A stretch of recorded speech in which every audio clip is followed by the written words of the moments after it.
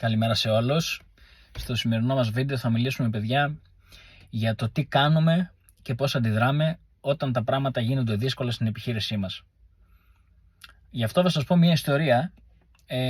Πριν από 18 περίπου χρόνια, το 2005, μόλις είχα ξεκινήσει και εγώ με το δικτυακό marketing, ήμουνα ένας νέος συνεργάτης, μόλις είχα γίνει επικεφαλής σύμβουλος με την εταιρεία που συνεργαζόμουν τότε και πήγαμε για ένα εκπαιδευτικό ταξίδι στη Χαλκιδική, σε ένα πολύ μεγάλο ξενοδοχείο, άτομα από όλη την Ελλάδα και από την Κύπρο, και είχαμε καλεσμένο έναν Αμερικάνο, ο οποίος τότε ήταν στην top βαθμίδα της εταιρείας.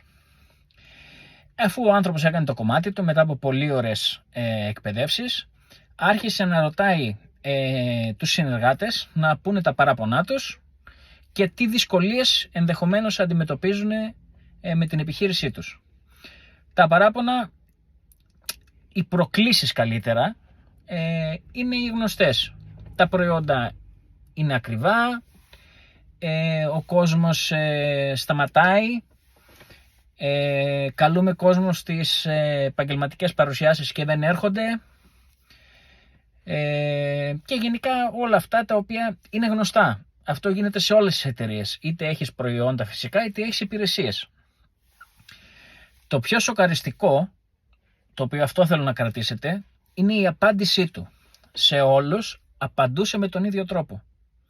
Όταν του έλεγε κάποιος τα προϊόντα είναι ακριβά, η απάντησή του ήταν: πόσες παρουσιάσεις κάνεις την ημέρα για προϊόντα? Όταν κάποιος του έλεγε ότι η ομάδα μου σταματάει, η απάντησή του ήταν: πόσα νέα άτομα μπήκαν στην ομάδα σου αυτή την εβδομάδα και πόσες παρουσιάσεις έκανες? Όταν κάποιος έλεγε ότι καλούμε κόσμο στις παρουσιάσεις και δεν έρχονται,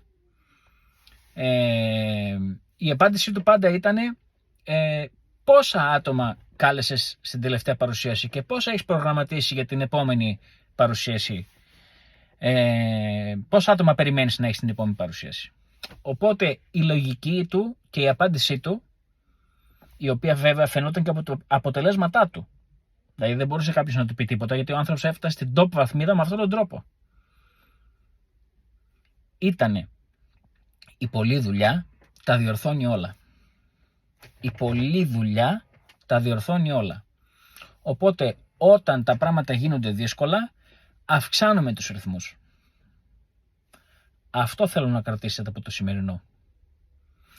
Και γράψτε μου στα σχόλια, εσείς πώς αντιμετωπίζετε τις δυσκολίες όταν αυτές εμφανίζονται στην επιχείρησή σας.